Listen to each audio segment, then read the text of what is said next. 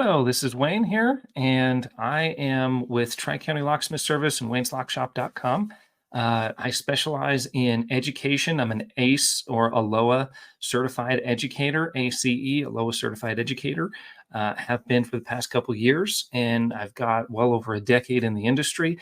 And what I'd like to do today is show you a new way to learn. I want to bring on-demand learning to an entire new level, and that's what I'm doing with this new series.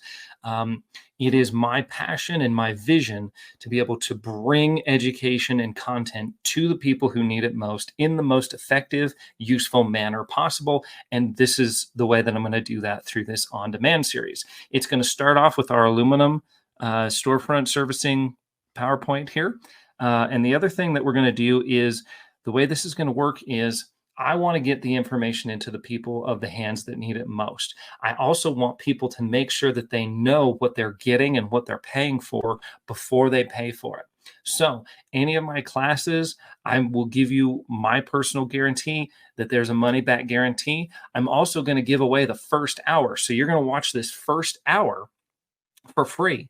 Okay, so you can watch this first hour just all for free. You consume it. You are the one that decides, do you engage with the content well? Does it make sense?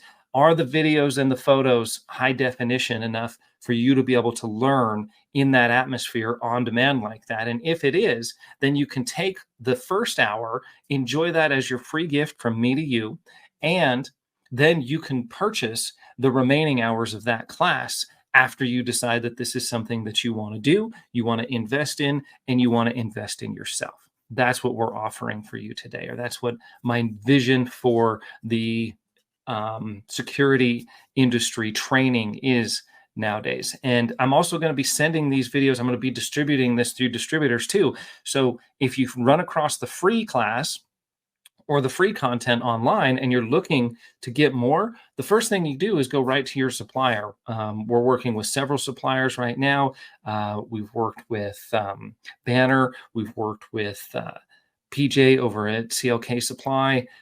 We've worked with UHS Hardware. We've worked with a couple other companies, IML, some of the other ones, and it's working very well. So I really hope that that's what we can bring to you today.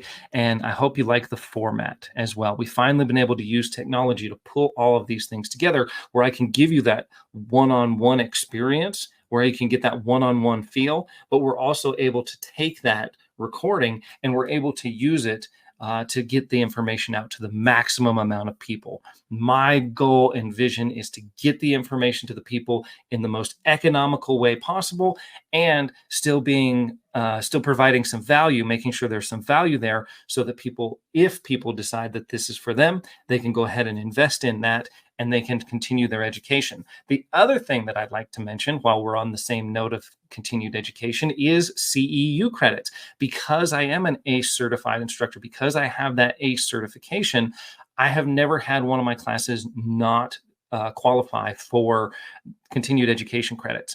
One of the things you could do, here's how sweet this deal is. You could actually take one of my free 1-hour classes like this one that you're watching right now, and you could actually take this. You can contact me. I'll put my email address down in the bottom so you can contact me if you need to, and you can actually request a CEU credit from ALOA, the Associated Locksmiths of America, and you can actually purchase that individual credit with your free class. So you can go to them and get those continued CEU credits for those licensed states out there. And that is what I'm trying to do. I'm trying to make education as seamless and easy to use and functional as possible. And that's what we're trying to do here. So make sure you capitalize on those CEU credits. If you want to take the entire course, and you can purchase this course through either any of those avenues, okay? Once you take the whole course, then the whole course should be, you should be able to apply for those CEU credits or continued education credits for the entire class, whether it's 4 hours or 6 hours or whatever it is. The credentials should stand. So if you do choose to invest in that class, that's what you're going to get out of that as well. But you have to purchase those on your own separate, because some states are licensed and some are not. Some people need the CEU credits, some do not. Okay. So that's what we're going to do from there. And right now we're going to start jumping and diving right into this program that we have put together for you. I get so many questions on aluminum storefront doors, how to work on them, how to service them, how to engage with them, and mostly how to make some money with them. So let's start right into it here. So this is our aluminum storefront servicing class. This is presented by myself, Wayne Winton. Got about 12 years in the industry now. I am the owner of wayneslockshop.com Productions and wayneslockshop.com. The wayneslockshop.com is the largest online collection of dedicated videos dedicated to the education of professional locksmiths. So if you do like what you see here, I have thousands and thousands of videos on wayneslockshop.com. Okay, so you can apply there and see a lot of the classes that we've done and a lot of that individual content that I use to build these classes that you're going to see today through that webpage. So I hope that that interests you. And if it does, feel free to check it out. Just want to do a little bit of housekeeping. If we were in a in-person setting, then this would be a whole lot more important. But we just like to make sure that anybody would know where the restrooms are, the locations of them, emergency exits. Break times would usually be at 10, noon, and 2:30.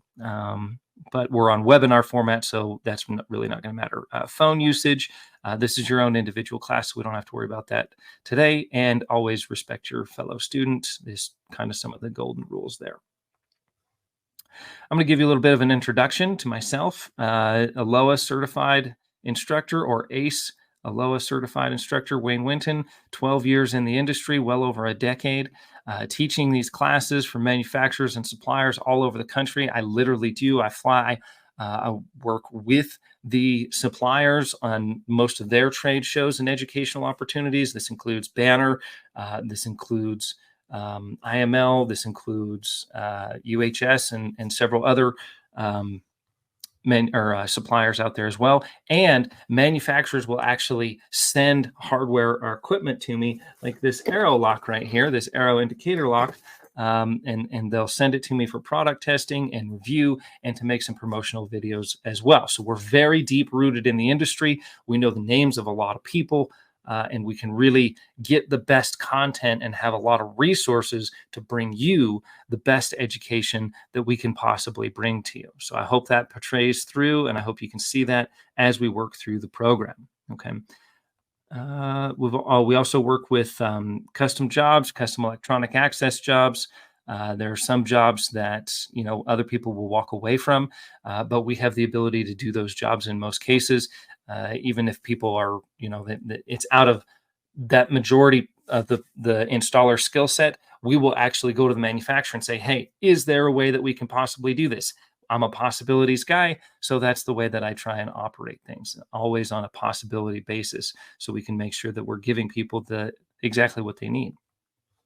Class overview here is going to be aluminum storefront door parts and components. So we're going to learn what the door is, what all those components are of the door, and what they all do. And why is this important? Well, this is important because if you're trying to fix something and you don't know what it's called, you're going to have a whole lot harder time trying to be able to work through that or address the problem if you don't know the proper terminology and the proper identification of the parts. The other thing is always look at your whole opening as an entire whole opening. It is just that.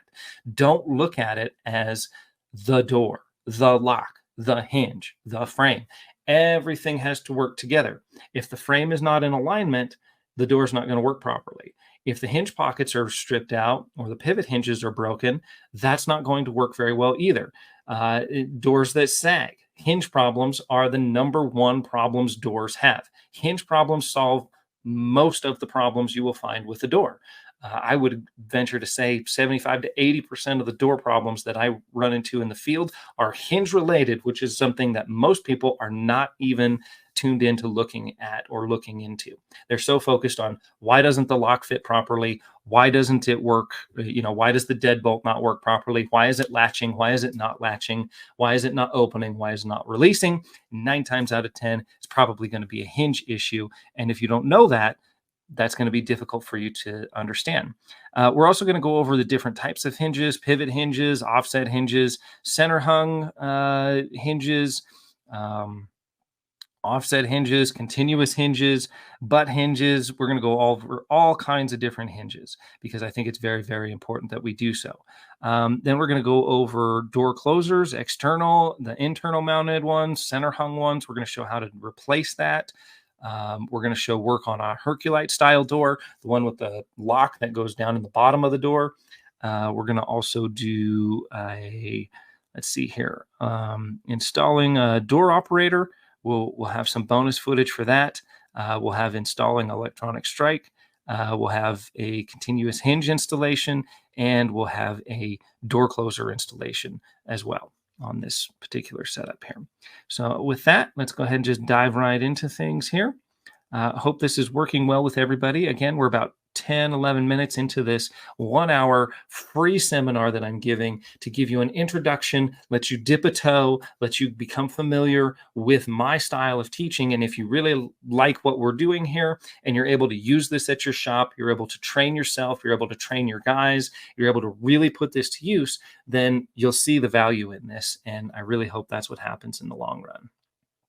All right, so the first thing that we want to go over is the parts of an aluminum door. So the first thing that we have here is going to be the top rail. Okay, so if we go to the top rail here and we take a look at this and we say, all right, let's look at the top rail. That's going to be the top portion of the door here, and it's going to be the main focal point of the door. Now, there's a truss rod that runs through here, okay? So I hope people understand this when I'm telling you what a truss rod is. It's like a piece of all thread that runs through the entire top rail of the door and the bottom rail of the door. Okay. And that's basically how the door is bolted together.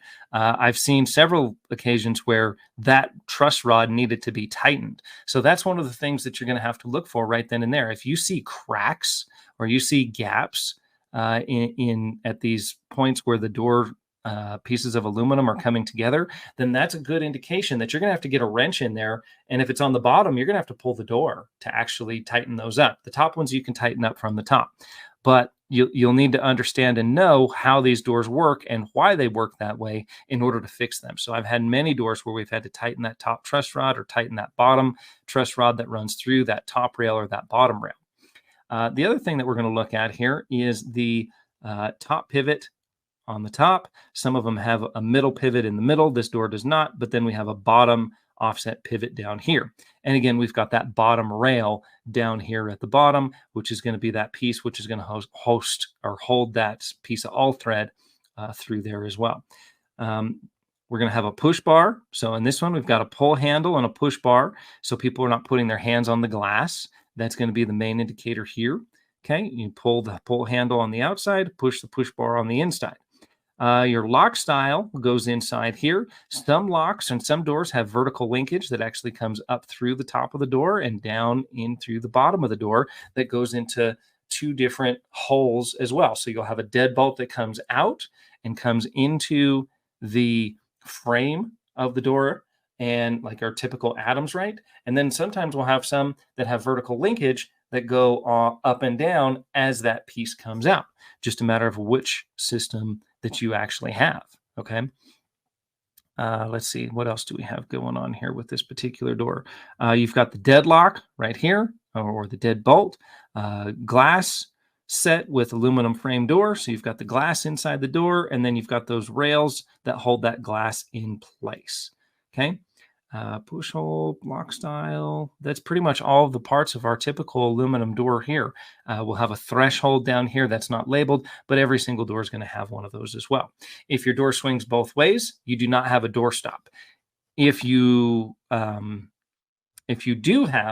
only swings one way, then there should be a channel in that frame that the door stops and rests upon, much like a hollow metal frame door. That's going to be what you're going to be contending with there. So that's a good way to know whether you're dealing with a regular double or a double swing door or an exterior only swing door. Let's see. We always look at the door as a whole. Okay, inspect the reveal along the door and the frame. that should be about 1.125 to 1.25 gap. So if we go back here, let me see if we can go back just 1 second.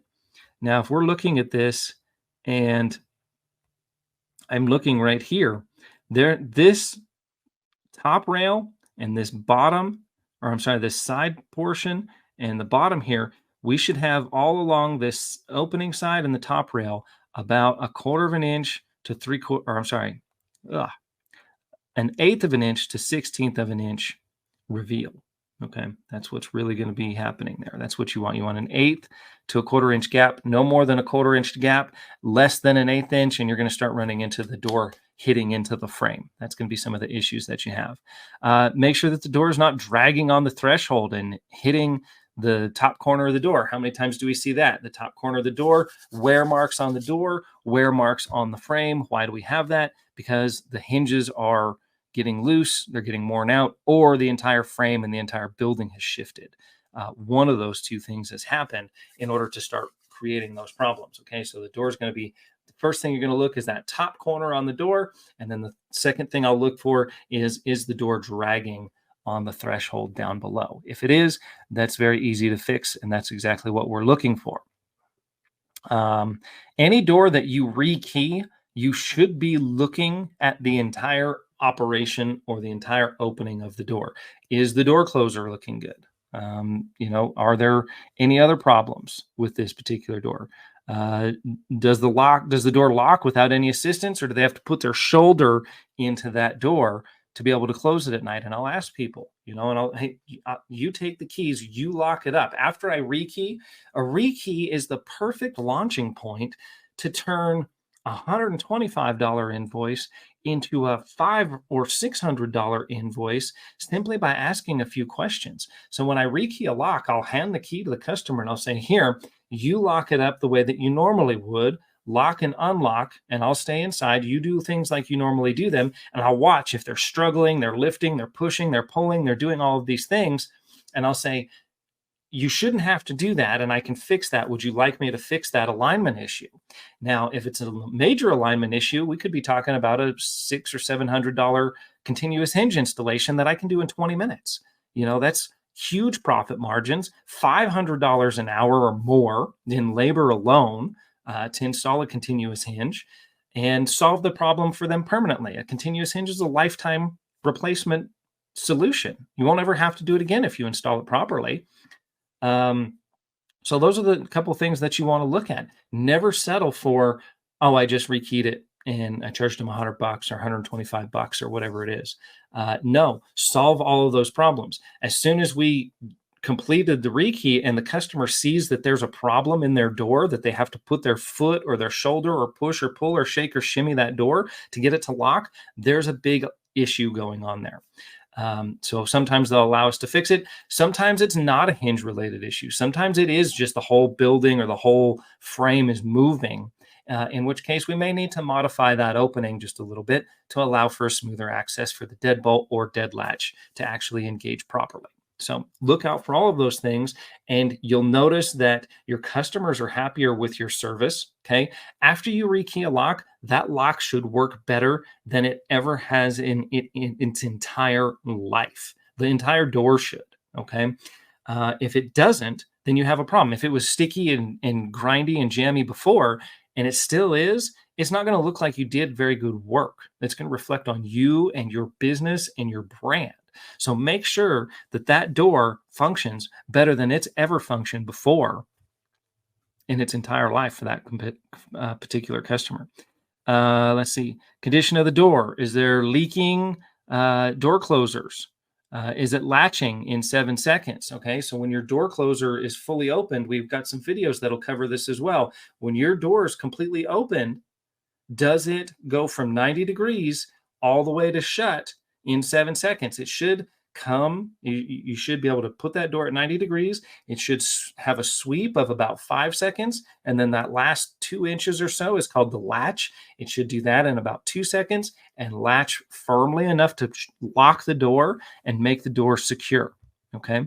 Is the frame secured properly? Is the frame moving and loose? If it is, you have a major problem and you need to address that and you need to fix it. Okay. Or at least inform the customer. One other thing that I'll do too, so I don't come across as a pushy salesman, because that's not my goal. Okay.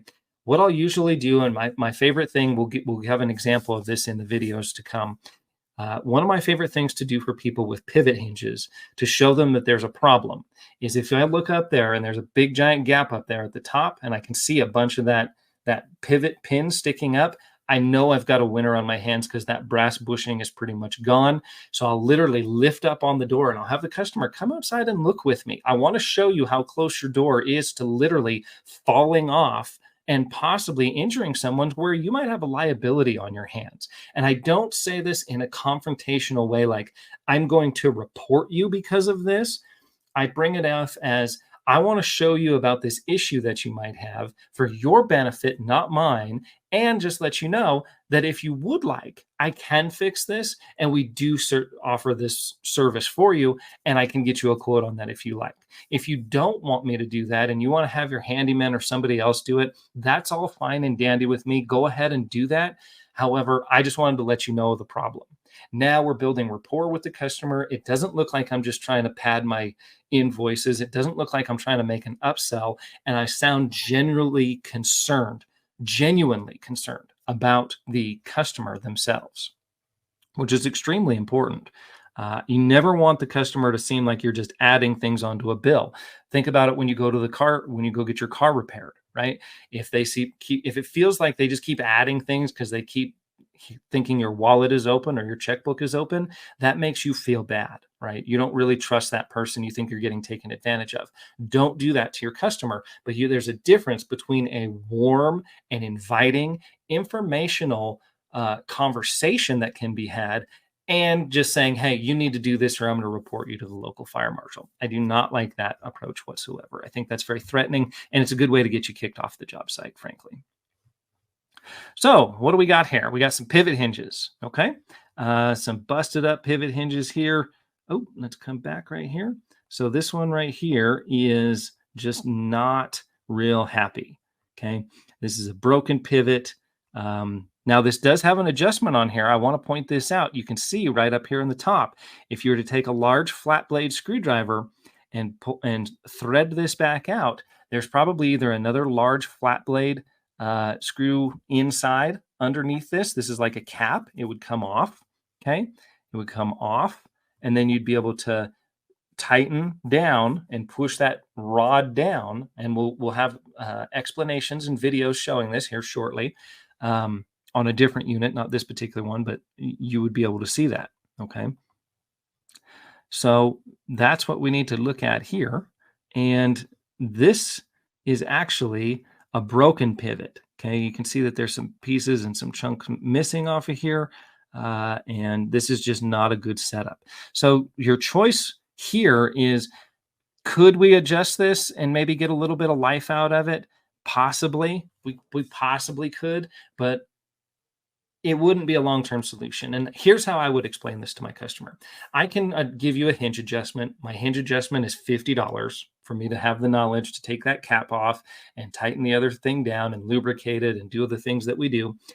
Or we can get you a continuous hinge and we can solve this problem permanently. You'll never have to worry about this door again. I give people my personal guarantee through my company that if we put a continuous hinge on, they will have 3 years of flawless operation, no problems with their hinges whatsoever. That doesn't include the door closer, doesn't include abuse, doesn't include the wind, whipping the door, bending it or whatever. And it doesn't include, abuse. But every single time I've done this and put my reputation on the line, I have not once ever had to replace one of those hinges, not in over a decade. Okay. So I make that commitment, and that's how I sell it. I want to sell it as, you have this problem and I have a solution for you, and you won't have to worry about this problem anymore. Sell the solution, not the problem. One of the reasons we really started doing continuous hinges was we kept having people say, I keep having people come out. I've had locksmiths, I've had glass companies, I've had handymen, I've had repairmen, I've had professional door people come out, and nobody can solve my problem. Every 3 months, somebody is out here adjusting a hinge or tweaking this or, changing that or adjusting the door closer. I told them, look, I'm going to do everything. I'm going to charge you $1,000. We're going to put on a continuous hinge. We're going to put on a brand new door closer with nut zerts. We're going to put everything on here and basically bulletproof your door. Bulletproof, just kind of heavy duty building up of that door. And every time I do that, they're a little hesitant, but I tell them, I will give you my personal guarantee, not through the manufacturer. You come to me, you have a problem with this door, I will be the one to come solve it for you immediately if you move forward with this solution. And that's how I'm getting $1,000 for an opening to put a continuous hinge and a door closer on them. And it works great. And at the end of the day, my customers are very happy and satisfied that we're able to do that because their problem goes away. And at the end of the day, do you know what your customer wants? They want their problem to go away. If you make the problem go away, they will be much happier with you. Okay, that's all they want. They called you to make the problem go away. So do that for them, and it will dramatically increase your business. So here's another pivot hinge right here. This is, this one right here is a more of a squared off type of pivot. This would be mounted right directly on the threshold. And this is where these really become kind of a problem when you're changing them out, or if you're replacing them, or if you're putting a continuous hinge on, because you got to pull the threshold and do all this other stuff. I usually do not replace pivots, me personally.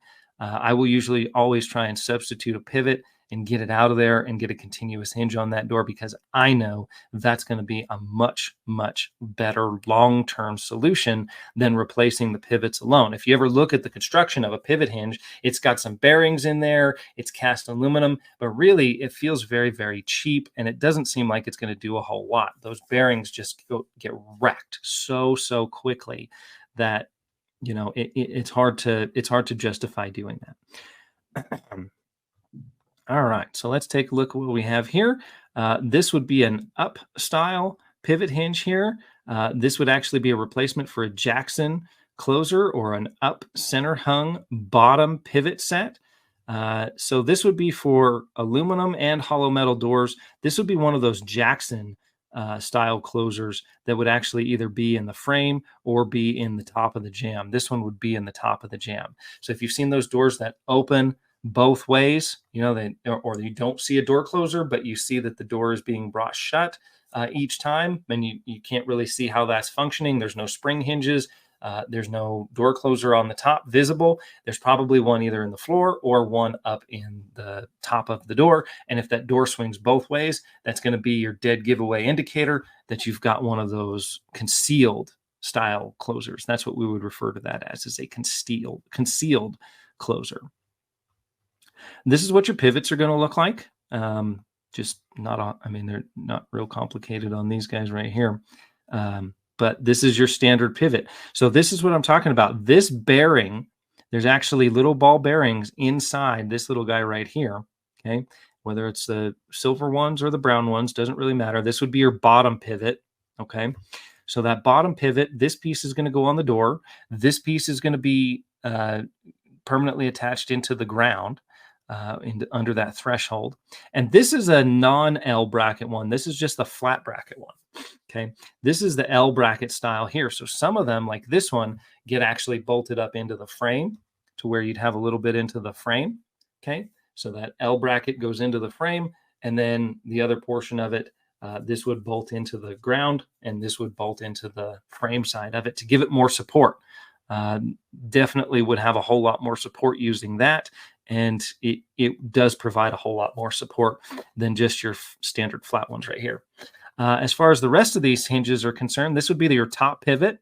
Some hinges have a middle pivot. Some of them only have a bottom and a top. The way that these are installed is there's no bearing. There's just an oil impregnated brass bushing inside of here. And again, that would be the same with this one over here. And then this pin is spring loaded. So you can see how tall the pin is. This pin is spring loaded. So you would literally set the door on the bottom pivot. You can do this by yourself, or you can do it with another person. It would always be recommended when you're pulling a door to have two people there, just for safety's sake. But then you would take that door, you would set the bottom on that bottom pivot, and then you would bring the top up and this little portion of the pin is going to be sticking up. You simply use a flat blade screwdriver or your finger without pinching yourself, and you push that down, and it's spring loaded, and then push it into place, and it'll pop right back up, and now the door is hung. Okay, very, very simple style of hinge to actually install. But I just wanted to show the different kinds here. Okay, flat, and then this one would be that L bracket shape as well, and then just show the differences. Here's that bearing on the bottom, and a lot of times when you take these pivots apart, all this bearing will be gone. There will be no more bearings in there. Those bearings will all be gone. One other thing I want to point out is here is that little set screw too. This stud is actually able to be adjusted. It's a 5/8 inch wrench. Basically, that's what it's shaped like a bolt. So you can actually raise that up to help adjust the door where it needs to be so that it's properly engaged with the top pivot as well. Hopefully everybody understands and follows what I'm saying here. I hope I'm not going too fast. I just want to make sure that everybody understands how a pivot hinge works and how the bottom engages differently from the top and how all of these actually work. Because if you're going to be replacing them, you need to know, do I have a flat pivot? Do I have a round pivot? Do I have a L bracket pivot? Do I have one pivot, two pivots, top pivot, middle pivot? Which type of these pivots do we have, and are they offset? You just never know. Okay. All right. So moving forward, I hope everybody understands everything about pivot hinges. Okay. So I'm hoping that the main takeaway from pivot hinges is this. There are a ton of them out there. There are very many of them that are very worn out, and it's very, very easy to see and distinguish which ones are worn out. You can just see the giant gap up at the top of the door. And you can see that top stud, that top silver piece sticking out quite dramatically. And then if you lift up on that door, it'll shake like crazy. It'll move all over the place. There's a ton of play and a ton of give in there. That's a really good indicator that this is not a good scenario and that needs to be replaced as quickly as possible. Again, you can adjust those pivots, but I look at that as a Band-Aid on a gunshot wound. Okay. It'll get you by. It'll get you where you need to be. However, it may solve that problem for that day or maybe a couple weeks or maybe even last a month. But eventually, if those bearings are completely blown out of there and not working on that bottom pivot, it's only a matter of time before you're going to get friction again. Therefore, I highly recommend, highly, highly, highly recommend not replacing pivots and going straight to a continuous hinge if you can fit it into that application. If they have the budget for it, if they have the understanding of what it's going to do, it's going to be a lifetime solution. Almost all the continuous hinges are lifetime warranty now that I'm aware of. We use Select Hinge continuous hinge products. We use the Eves or the Ives one. And I believe both of those have massive, massive warranties. Basically, they just put them on a machine. I know Select, they put it on a machine and it just basically opened and closed a door for years. Got about 63 million opens, and then the machine quit and died. And they basically said, well, it dropped about 0.08 of a millimeter, and the machine's completely worn out, and we got 63 million opens. I'm going to go ahead and say that our hinge is lifetime warranty. I believe that's the story that Select has. So you can talk to them and look at their warranties and whatnot. If you have more questions about that, but that's how I understand it works. And I've never had to replace one. So once we put it on there, it usually stays, it does its job and does a good job at that. All right. So here are some of the middle pivot adjustments right here. Okay. So we've got, this would be the middle pivot. And then we can see here's this large Allen head cover cap. And almost all of these are going to have a cap. So you're going to want to be able to make sure that you understand I'm taking this cap off so that I can access another piece underneath it. Okay, as we can see right here. Once you get the cap off, you look underneath, look at that. Guess what? There's another piece there. And the reason they do that is to keep it nice and uncorroded in there, basically. You don't want any of these threads to get messed up.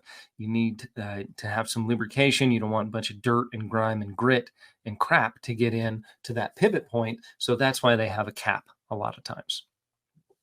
in my personal opinion. So this one right here, that's again, you take this outer cap off, and then that's going to be the inner cap. Sometimes they're flathead, sometimes they're Allen head. It just depends on what you have going on. You're going to want some good heavy duty big flat blade screwdrivers and a good set of Allen head and Torx head wrenches in order to make sure that you have everything you need to be able to work on these. All right, so here is one of the videos, and this is going to be a pivot hinge adjustment.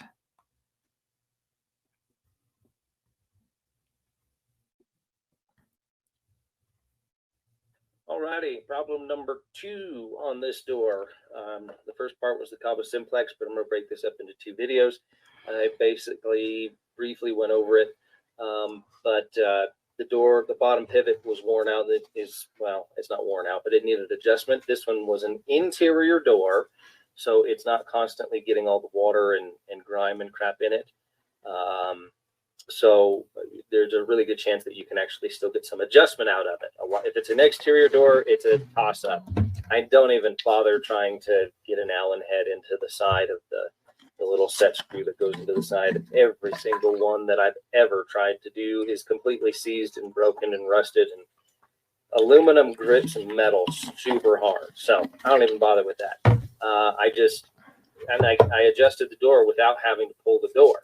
Still charged the same because it's a door adjustment, but just because I can go ahead and figure out how to get it done alone in 5 minutes doesn't mean that a glass company wouldn't have come out here and charged them who knows how much. It would have charged for 2 guys to come out or 1 guy to drop the door, release the pivot, fight with it, spray it with a bunch of lube, blah, blah, blah, blah, blah, blah, blah. Anyways, my way is put an airbag up under it, lift the door up, 5/8 wrench. This one is custom shaved down, like so. Okay, busy day. Phone calls are coming in. I don't know where I left off, but basically I took a belt sander and sanded this super thin enough to where I didn't think that it would damage the integrity, because I know I'm really going to have to wrench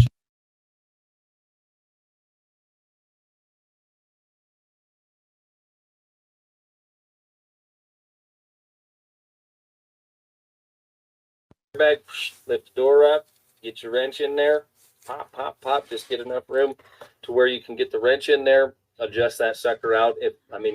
Pretty much I just torque on it until it moves. If it doesn't move and it's going to strip out, then it strips out, and you don't have that option. You need to replace the pivot or put a continuous hinge or something else on there. But as far as a quick, easy, fast, 5-minute, one-man adjustment that you can charge a ton of money for, that's your friend right there. All right. Yeah, definitely just lift that door up. And then on top of that, I go ahead and peen in.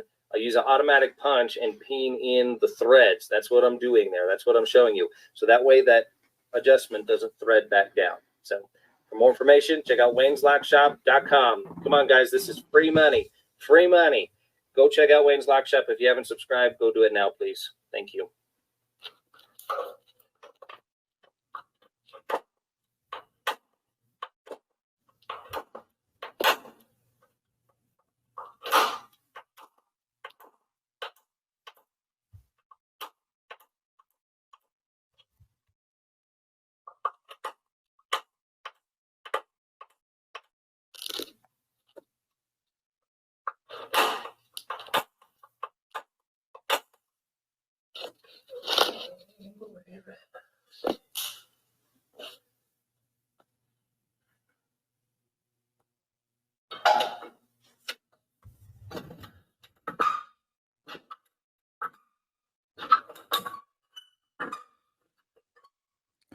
So you can hear that door scratching across the brick. That's why we were called out originally.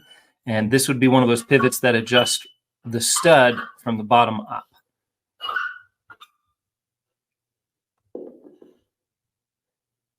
.5/8" wrench, angle grinder or belt sander with heavy grit paper will take the make that thinner so that you can get underneath without having to actually pull the door. Glass company quoted about almost $900 to do this job. And because they were going to send 2 people out, they were going to drop the door, they were going to adjust that pivot, and then put everything back together.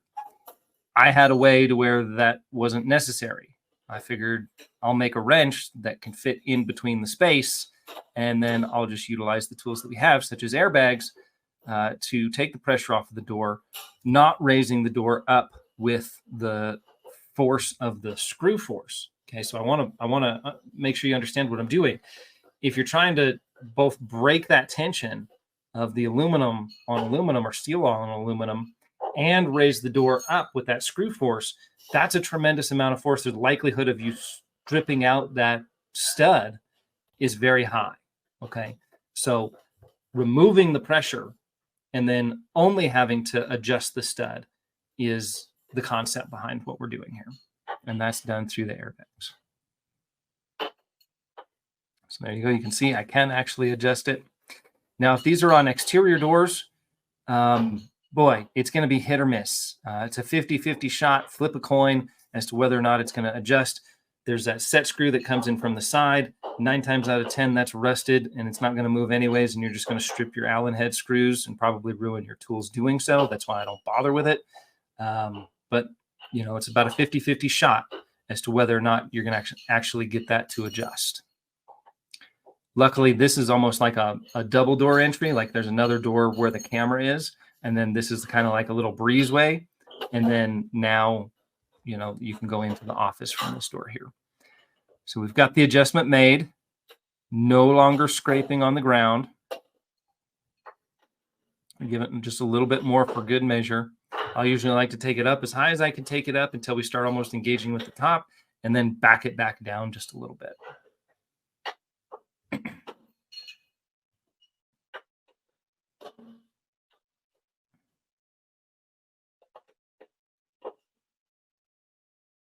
And then again, at the beginning of the video, I'm using that automatic punch to peen in a little indentation on that thread so that it doesn't try and thread itself back down. You can hear it's no longer scraping anymore. We have successfully solved the problem, and it also was latching better too.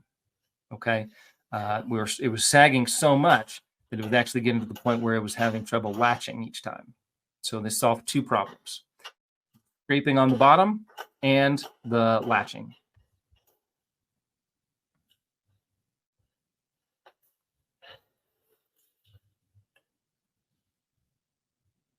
And that's what we're referring to when I'm saying we're peening that in a little bit so that it doesn't thread back down into there. And you can also see how gross these get. You know, there's just a lot of stuff in there ready to kind of ruin your day.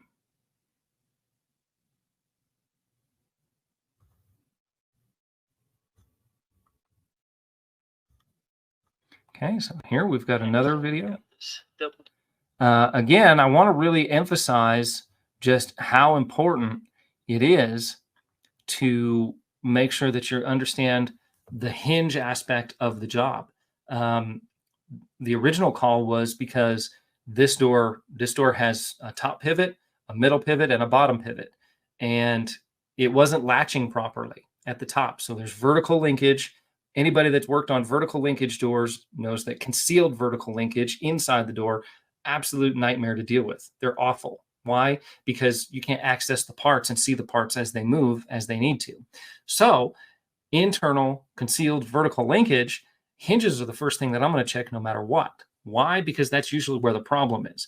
We're usually coming to where that top piece or the bottom piece is not engaging. It's not aligning or not engaging properly anymore. So how do we change that? Well, we get in and we take a look and we find out. System here, all internal vertical linkage, and the way that we can test if this is working or not is manually click like so, and it locks. Then when we push. So what I'm doing is I'm intentionally, I'm isolating where is the problem. Okay. The door comes shut, but it's not locking. It's not latching. Okay. Why is it doing that? Does the door function when it's open, when it's completely free of obstructions and not in the frame? When that door's open, can I put pressure on there? Does it lock, or is that part broken?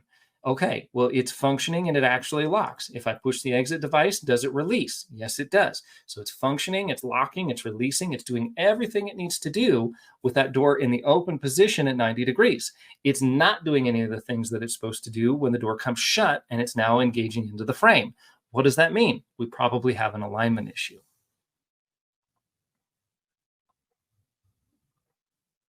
That it comes undone in theory. There we go. Okay, but the door is not actually physically locking. Okay, like so. Not locked. If you pull on it or what, it doesn't do it. So that means we have an alignment issue. So we're going to either have to space that little fella down or bring the door up. Okay, so what we're going to try and do first is adjust the hinges so the door comes up. We start off this little guy right here, comes out of here. You can use an Allen head or a Torx bit if it's stripped out. And then up underneath there is... I do want to take 1 second and just talk about that. I have had, you'll do a bunch of work with Allen heads if you're doing storefront work. The problem with Allen heads is they tend to get stripped out because somebody has a metric one and it's close enough, but not close enough. So they'll use that and they'll torque it out and they'll strip it out. A Torx head, actually with the star bit on it, or a security bit with that star, a lot of times, if you have a stripped out Allen head, there's a very good chance that you can get one more adjustment. You can actually use a hammer and pound in a Torx bit, and you can get one last turn, one last adjustment, one last break free to be able to get that adjustment. So you'll see me doing that from time to time. And when I do, that's the reason why. Is it's actually a tip to help you do your job just a little bit easier. If you have stripped out Allen heads, a Torx bit pounded in there really gives you a lot of grip for that one last open. Yet another Allen head. Okay, and that will raise this up. Each one of them has one. You can see one here. That's what it looks like without the screws. So then we'll raise them all up, and that should fix the problem. Of course, that's the one Allen head that I'm missing. Therefore, it's nice to have a Torx as a backup.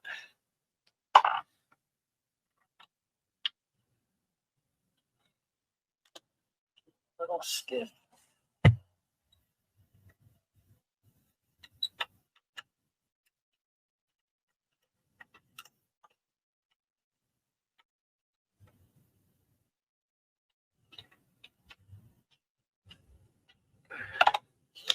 And then again, here we are underneath there. We'll adjust that little puppy, and that'll get us where we need to be. So I can tighten this up, and it'll lift the door up. So this door is being obnoxious, and I slipped while I was trying to tighten that, cut myself. So you'll see that we have it raised up now. Instead of using the screws to try and raise the door up, I've now got some airbags underneath here, just like so. That's going to take the pressure off. Now it's not actually, you're just threading the screw in. You're not actually lifting the weight of the door. So it should make things a lot easier. I also brought my impact driver just in case it really wants to get it aggravating, and we need to go ahead and do that. The biggest thing to remember is you need to adjust all three hinges, and you also need to adjust the hinges so that the door doesn't hit on the top too much.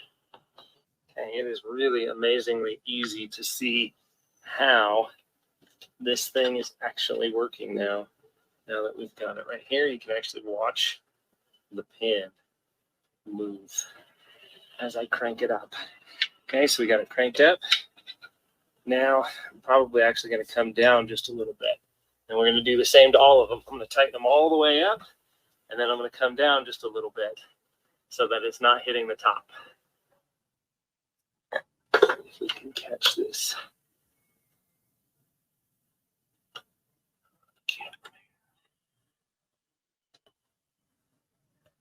Watch that pin literally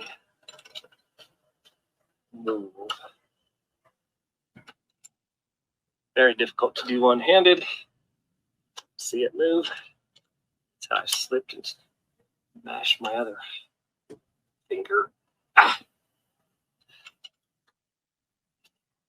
So you're gonna go all the way up with it and then back down just a skosh, okay? Alrighty, and now that we've got those done, door shuts, door locks. Beautiful. Thing of beauty. Everybody thinks the problem's in the pattern pawn or in the linkage. Never was the problem. Problem came back to the hinges and having the hinges adjusted properly. Once you do that, you don't need to add the spacer rings like they did to the other side. For more information, check out wayneslockshop.com. Scan the QR code. Thanks for watching.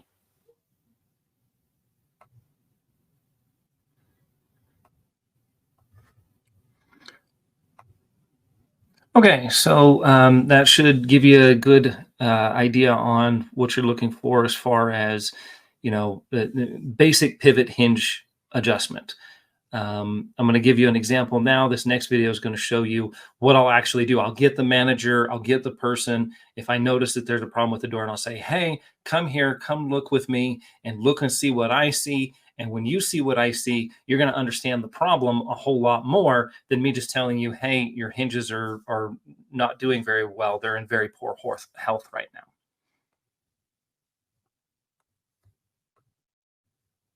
Hey, ready? Good morning. This is Wayne with wayneslockshop.com. And today we're going to be repairing these doors. You can see, first of all, we've got some major problems here, and the pivots are pretty much completely worn out. You can see how much they move.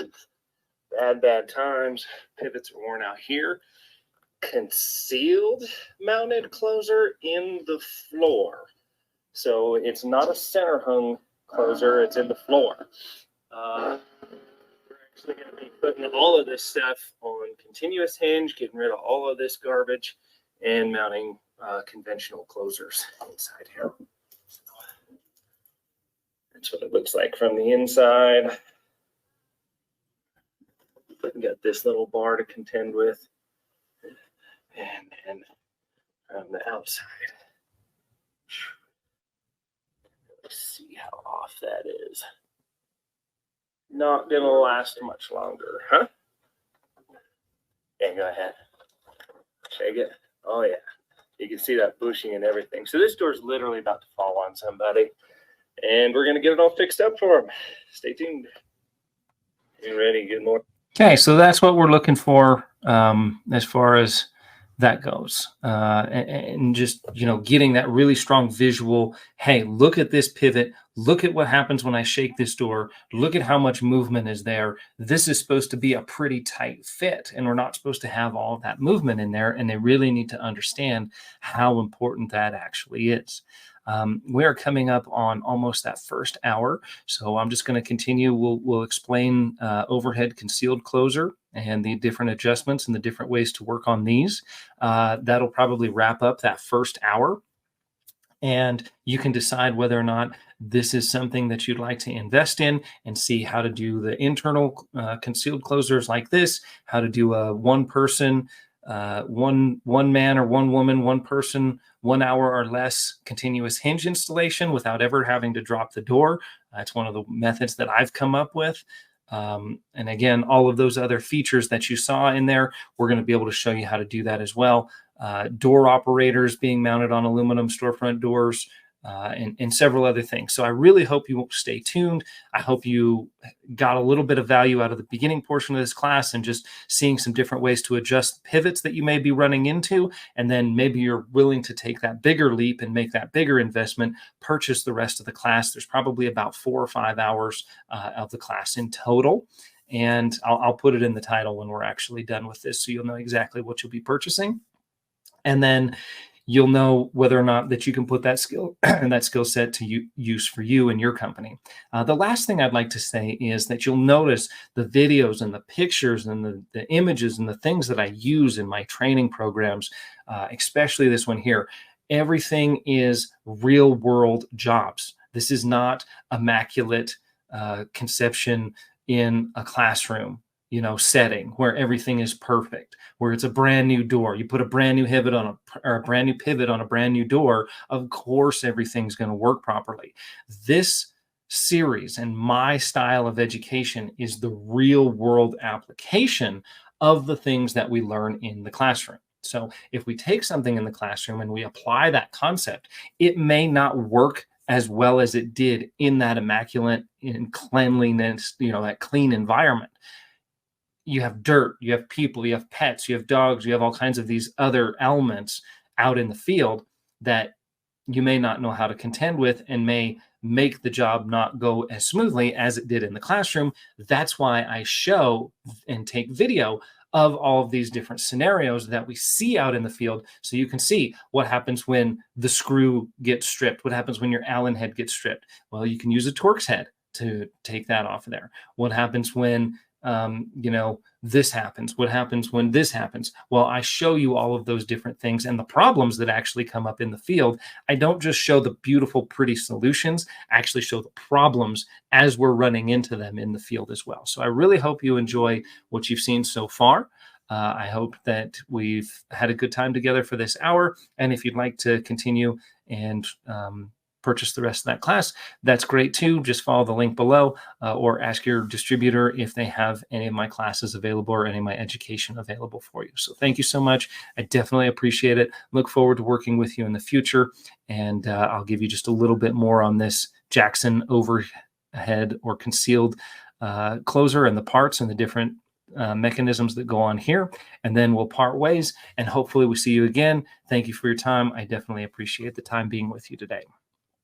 All right, so for this overhead concealed door closer, let's take just a little bit closer look. Let's take a little bit closer look at this right here. And we can see we've got different opening patterns here. So we've got 105 degrees or 90 degrees.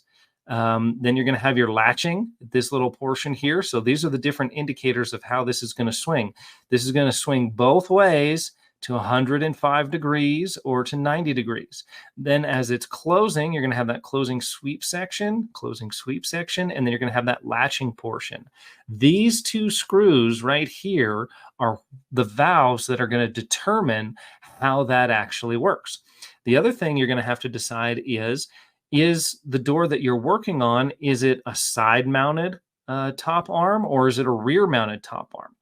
Now, the reason that that's very important is because you're only going to get one or the other. You have to order it with this arm or you have to order it with this arm, and you always want to replace the arm when you do these, okay? The old arm, part of the problem is probably this square portion being engaged with this square portion, and over time, things just loosening up in there and not functioning well together and wear and tear happening. This arm could very well be one of the larger parts of the problem, and you're going to need to be able to make sure that you have all of those parts so that you can fix the job properly. This is the bottom bearing portion right here.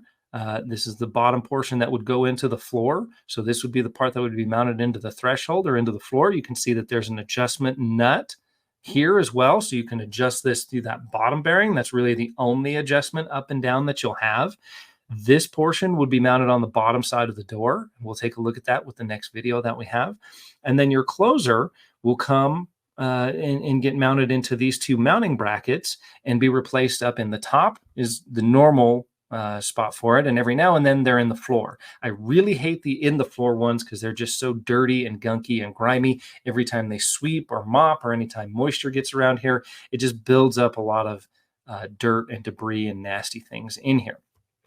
So that's why I prefer not to work on the ones with the in-floor closers, but the ones in the top don't seem to be too bad.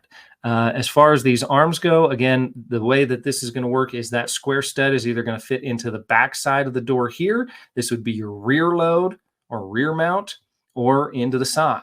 This would be the side load or side mount. I believe the video that we're going to watch has the side mounted one here. And then these two screws are your alignment. So you need to mount this arm in the top of the door, and then that arm and those adjustments are going to give you those little micro adjustments to make sure that the door actually comes closed fully and actually lines up with the other door. most of the time, you're probably going to have this in a situation where it's double doors mounted together, and you're going to want to make sure that they're aligned when it comes back into its resting position, that it's lined up accordingly. So this is going to complete our first hour. Thank you so much for everybody who's been with us so far. If you have run across this, please share it with your friends. I highly encourage it. I want people to get this information out there.